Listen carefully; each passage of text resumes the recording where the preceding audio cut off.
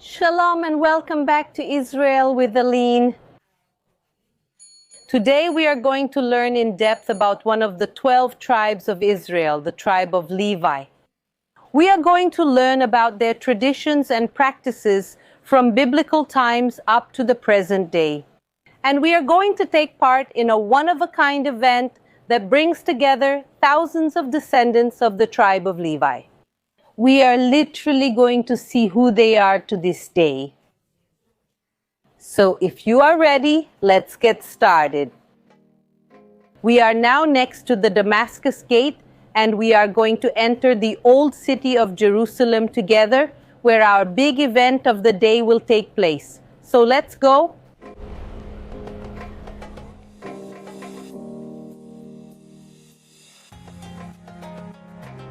Let's start with who the 12 tribes of Israel are. The story begins with our patriarchs, Abraham, Isaac, and Jacob. Jacob will have 12 sons. You can see their names written here, and each one of them will give rise to one of the tribes. The only exception will be the tribe of Joseph, which will be divided into two tribes that will be called Manasseh and Ephraim. But today we are going to focus on the tribe of Levi and his descendants, the Levites. Levi was the third son of Jacob and Leah, and his descendants would form a tribe different from all the other tribes, because they will be chosen to serve God and to be the priests for all the people of Israel. And when the slavery in Egypt ends, the people of Israel will probably be able to return and reclaim the promised land, and the land will be divided among the 12 tribes. However, precisely because the Levites are so different, they will not receive land as an inheritance. Why? Because the Bible itself tells us that God will be their inheritance. However, to the tribe of Levi, Moses did not give an inheritance. The Lord, the God of Israel, is their inheritance, as he had already told them. They did receive 6 cities which were scattered and are Golan, Ramoth, Bezer, Kadesh, Shechem, and Hebron. And they were so scattered and did not receive land because they were supposed to serve God on behalf of all the tribes of Israel. That's why they had to be among the 12 tribes. And they weren't supposed to dedicate themselves to agriculture like the others. So how did they support themselves? They were supported by the tithe, as it is written in Numbers. You shall also speak to the Levites and say to them, when you receive the tithes from the children of Israel, which I have given you from them as your inheritance. When the people leave slavery in Egypt, they build the tabernacle, which is a kind of mobile temple, and inside it was the Ark of the Covenant, and inside it the tablets of the law. And this tabernacle accompanies the people of Israel during the 40 years in the desert, and also later when they enter the promised land. And later the temple of Jerusalem will finally be built, which will last for more than 1,000 years. And the Levites will be the ones who will build the tabernacle and the temple, and they will be responsible for their maintenance.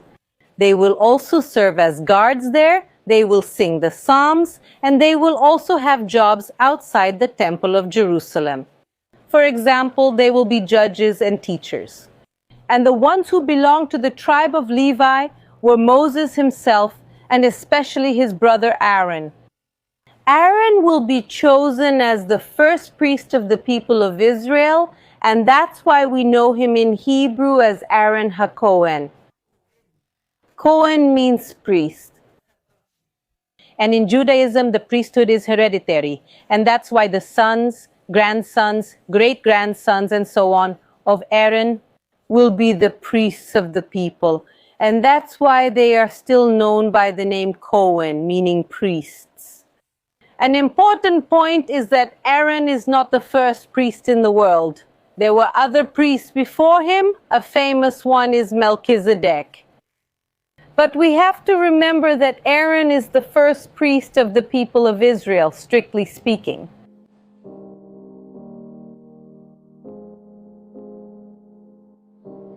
So we have the tribe of Levi, and within the tribe of Levi, there is a specific family, which is the family of Cohen, who are the actual priests and are descendants of Aaron, the brother of Moses.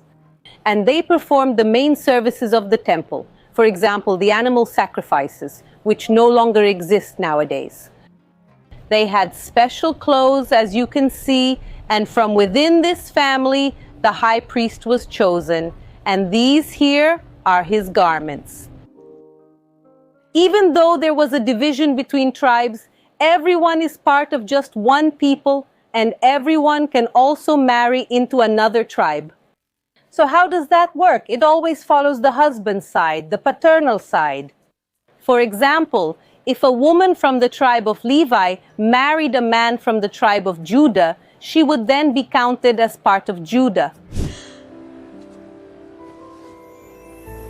Thanks, Daddy.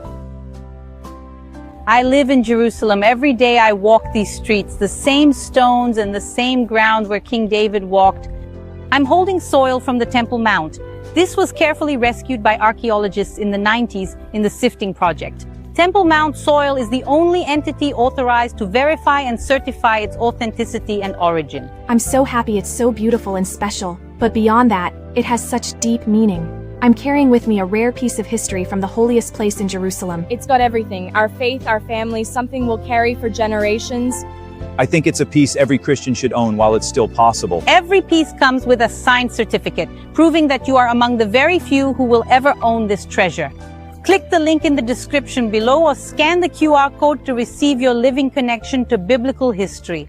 For my followers, wherever you are, shipping is completely free. Shalom. And now, let's get back to the video.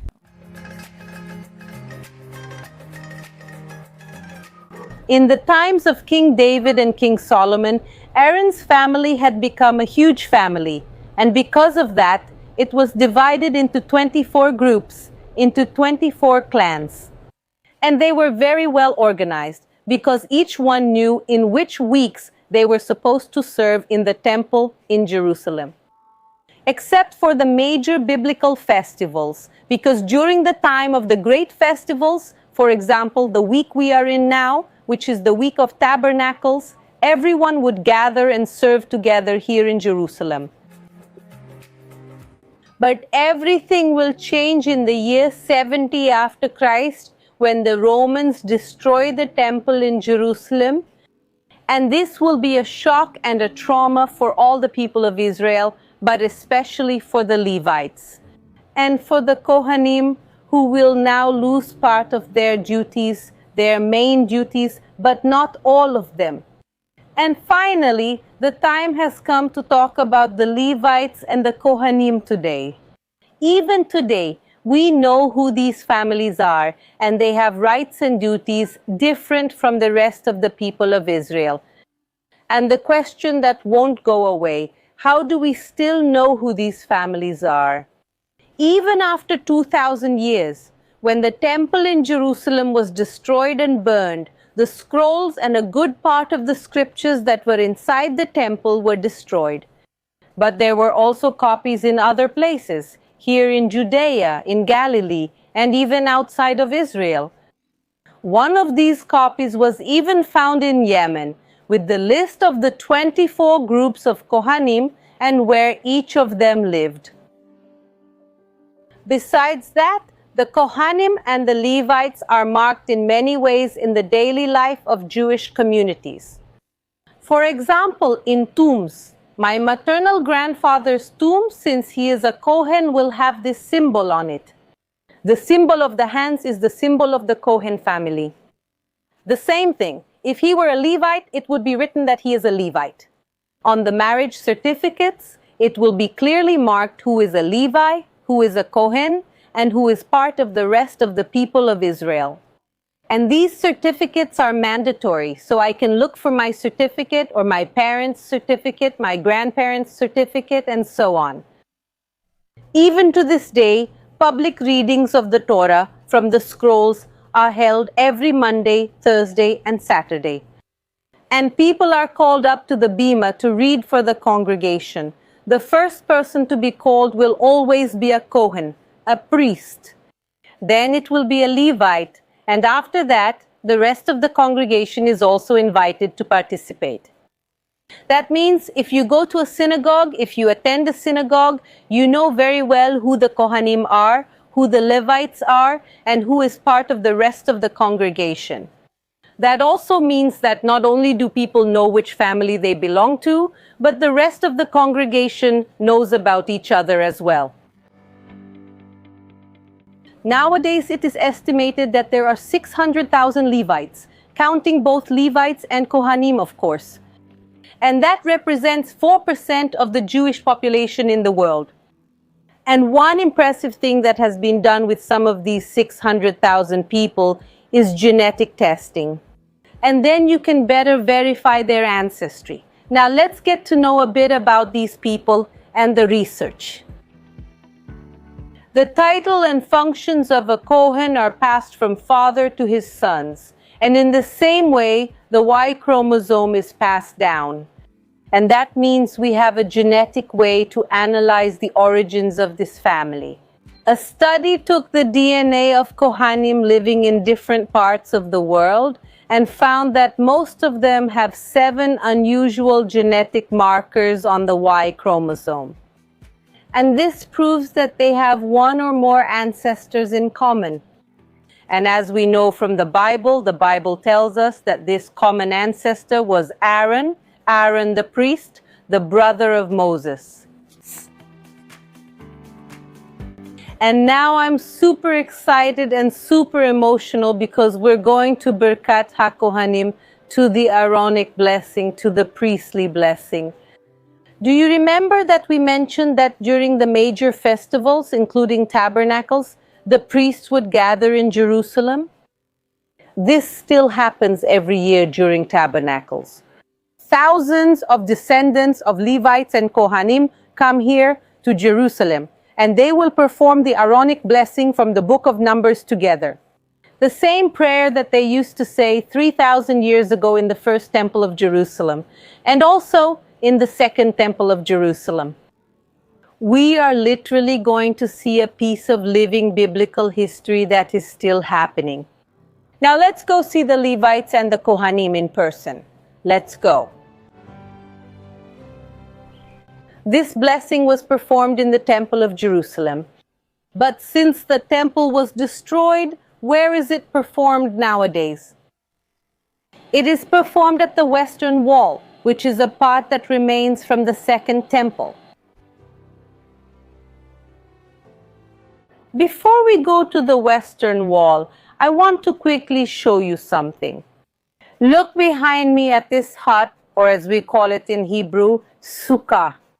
It is part of the celebration of the biblical festival of tabernacles. This is one of the 7 main biblical festivals, and it lasts for 7 days. And it commemorates the 40 years that the people of Israel spent in the desert.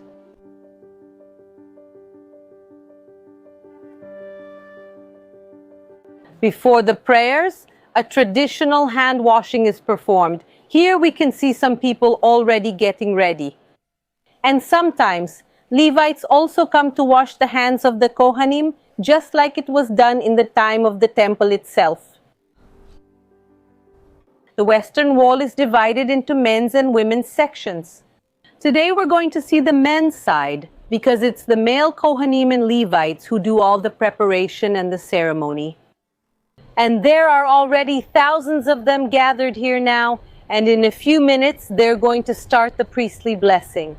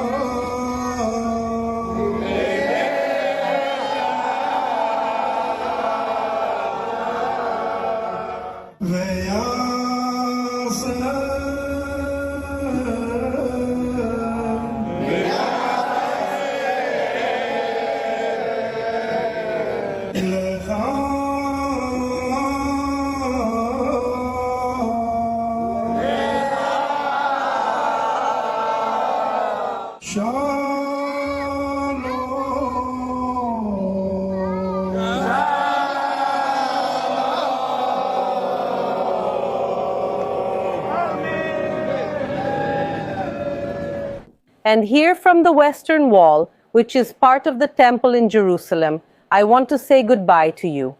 Remind you to subscribe to the channel, and I'll see you next time.